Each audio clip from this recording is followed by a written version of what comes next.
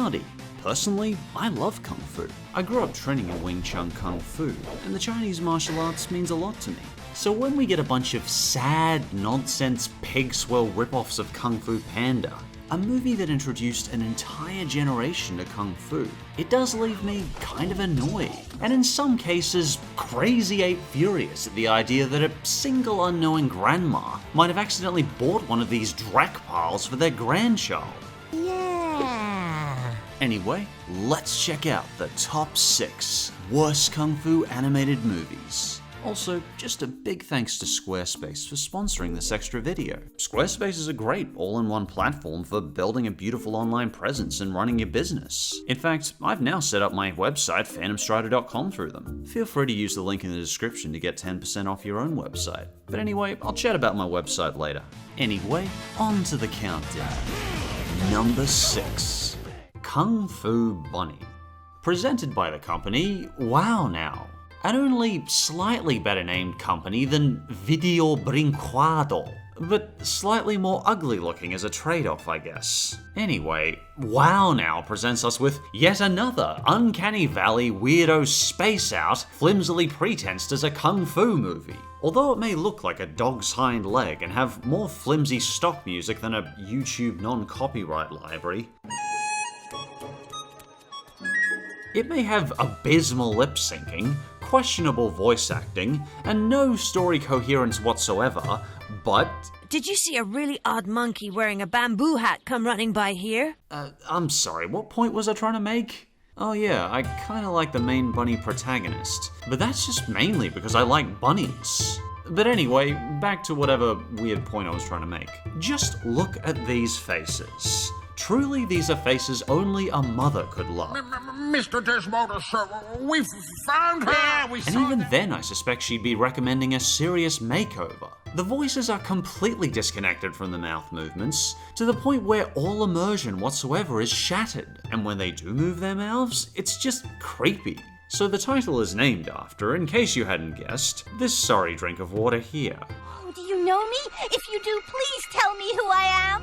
Who is she? Well, she's not really sure since she has amnesia. So we mostly just call her Sister Rabbit or Cutthroat Cottontail. No, wait, now she's... I'm Velvet Touch. Wait, what? The hidden blade bears the name Velvet Touch. No. Velvet Touch is not the name of a ninja. It's a name you give to a brothel disguised as a massage parlor, or an abstract fetish, both of which sound far more enjoyable and appealing than this Velvet Touch. A velvet robe. You see, it turns out the great mystery is that Velvet Touch has the most cliché, typical samurai plot you could possibly imagine. Mountain Castle ruler burned her hometown to the ground when she was a child. And shock and behold, she is trained as a not Kung Fu Panda along the way to get her revenge. And he burned my home. He burned it to the ground when I was just a child. Sometimes I just want to burn it down. Burn the whole school down to the ground.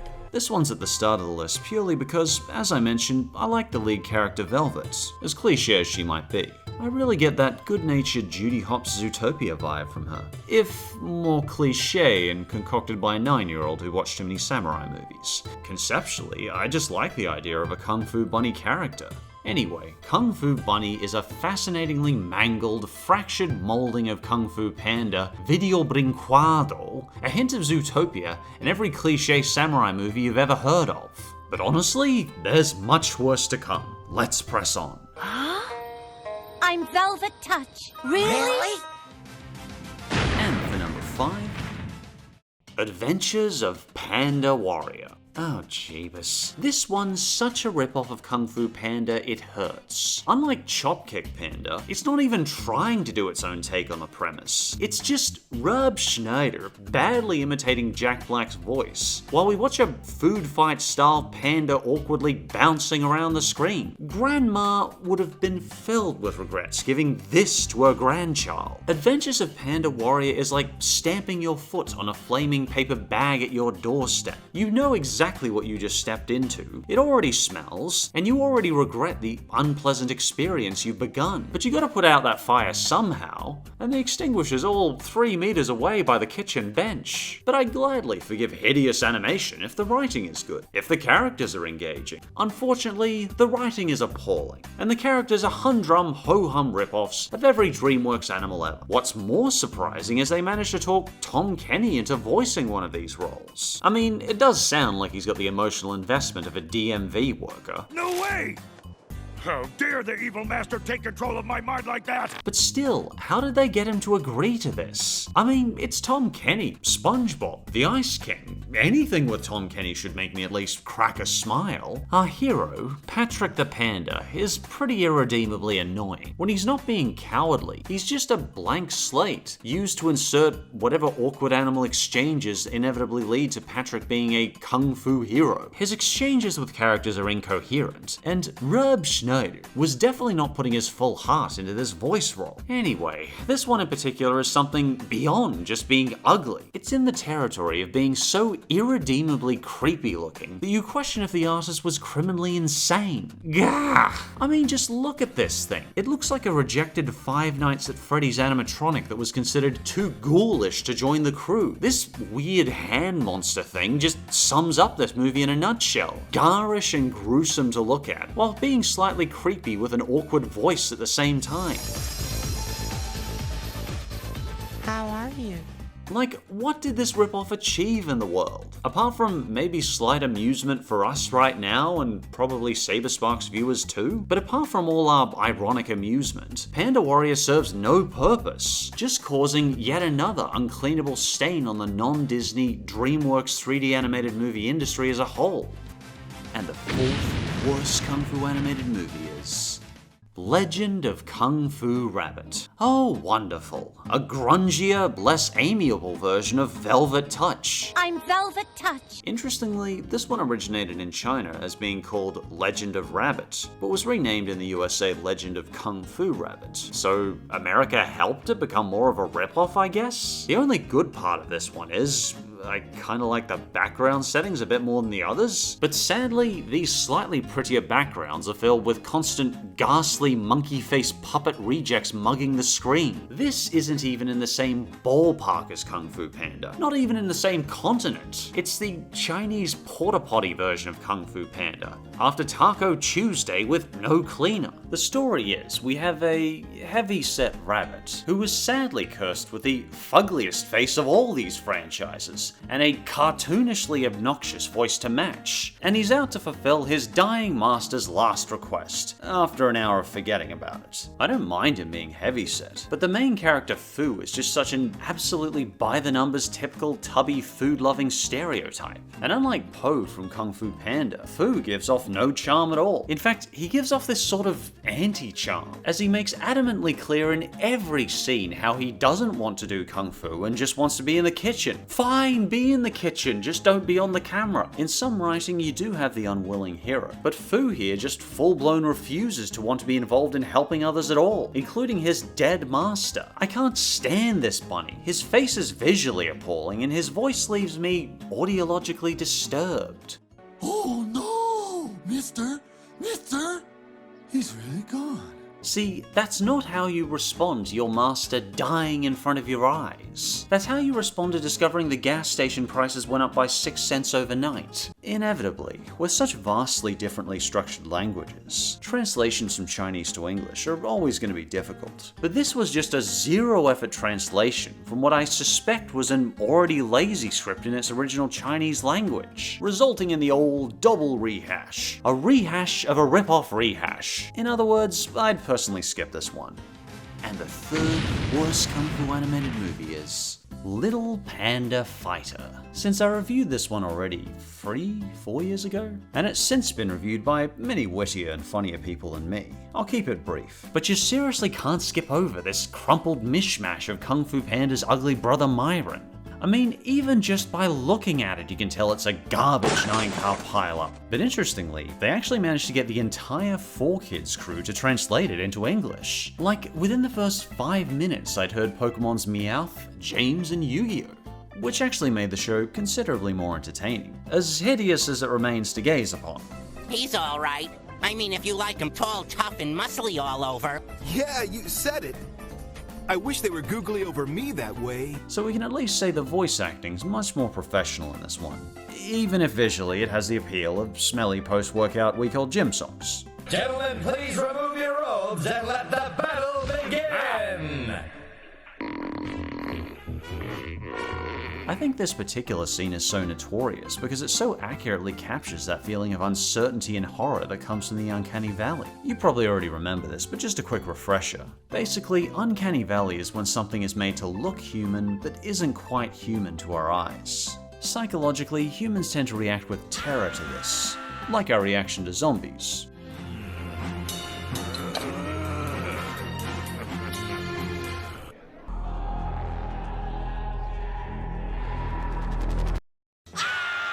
Regardless, Little Panda Fighter actually does have a tiny slither of merit, but it's purely for its exceptionally not terrible 4Kids dub. And the second worst Kung Fu animated movie is Kung Fu Masters 3. Surely you can't accidentally create animation this hideous. It's orphan, sir! It's orphan!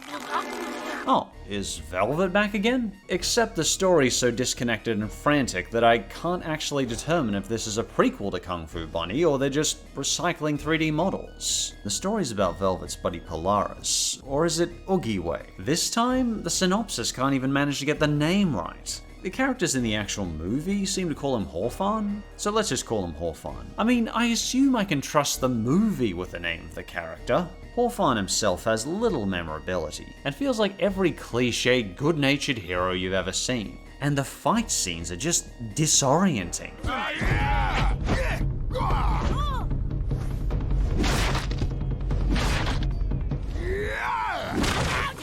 Even the camera angles are so frantically flipping and dizzying that they make me queasy just watching. And of course, these fight scenes are followed up by the never-dated, irrepressible fart joke. Seriously? This was made in 2018, and I don't remember even liking fart jokes when I was 8. About the only thing I liked about this movie is, well, Hoffman's Master the Pig has a good nature and a toned-down performance that manages to be charming even amidst the pug-fugly animation. I'm sorry to say, but this is another case where it found it hard to even determine the story. In fact, the synopsis people at IMDb couldn't seem to figure it out either. They thought it was about a guy named Oogie-Way having his chi stolen and he has to get it back. But my interpretation was it was about a boy named Horfan being trained by a sacred animal pig master, who runs a noodle shop, who trains him to take on a warthog, who's getting revenge for his brother warthog, but is willing to wait because the noodle shop pig owner is a master and he'll face Horfan in a warthog showdown later? And the pig has popular noodles because he uses the principles of Tai Chi on his noodles? You see what I mean? Anyway, Horfan's a bore, the master's okay, but overall, Kung Fu Master's settings are humdrum, the characters are a snore, and I could barely keep my interest up for this one, but I did kinda like the Pig Master's quote here. Life is a mirror. You smile into it, and it smiles back. Take it easy. It's nothing you can't handle.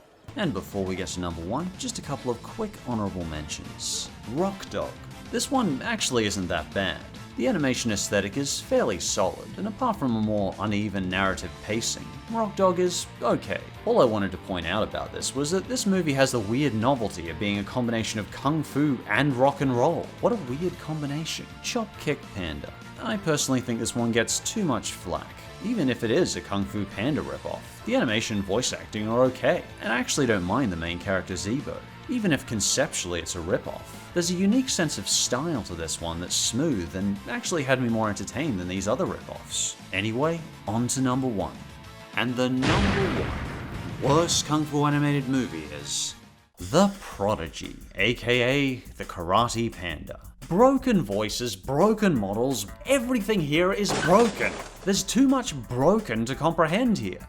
Also, thanks to my editor Y-Boy of ToonGrin for his review that introduced me to this unsightly, harrowing schlockfest. Even just reading the reviews feels more like I'm witnessing the aftermath of a flaming explosive train wreck. Everyone was horrified on a massive scale, trying to console their children over the unfathomable catastrophe they just had to bear witness to. Unanimously, all of us reviewers seem to picture a 90s video game when seeing these dismal graphics. Yet even that feels like a generous compliment, because I never remember Sonic Adventure being this unexpressive and abysmal to look at in the 90s. And I never saw Sega steal game assets from many other people either. There's no sense of timing. The fighting scenes are more like watching someone mash two action figurines together. And that also is being far too kind, because at least action figurines obey the laws of physics. Characters' kicks here will go through each other's bodies, giving no sense of impact whatsoever. What are you going to do? And jeepers, when these things actually try to interact, it's even worse than when they try to fight. The voice performances are incredibly awkward. Was that your flute? Singing into my window? You will not use my bag of tricks, you little minx! Those are my toys! Accentuated further by character models that belong in a Silent Hill undead video game. And then we come to our main character's sidekick, the inevitable panda. Except this time, it's somehow the most annoying panda I've ever seen in my life. She took him to the castle of the Dragon King. You should be more careful. And at this point in my life, that's against some stiff competition. This panda sounds like R2-D2 got in the shroom closet and started hooking up with the local electrical equipment. I honestly have no idea what accent this is even meant to be. Yeah, I got so hungry. It's hard work watching you fight. It's part alien, part American-French accent. The best we tend to get in these movie rip-offs is a bland performance. At worst, the movies are so insultingly annoying that they somehow lower the quality of life for anyone within a 5-mile radius of the screen. And sadly, this one is the latter. I mean, doesn't this expression right here just sum it all up pretty well? An expression that not even a mother could love. The eyes, the finger, the tongue sticking out. I demand to know what came up with this confounded piece of animation. And what could make this any worse? Why, let's top this cherry on this unfortunately flavored sundae with poop jokes from our hero. I think I got a rock in my butt.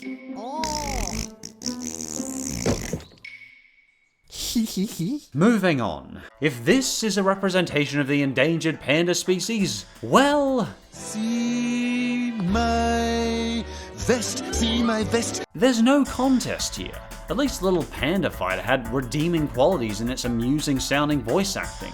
Its characters having slightly more personality and vibrance to them.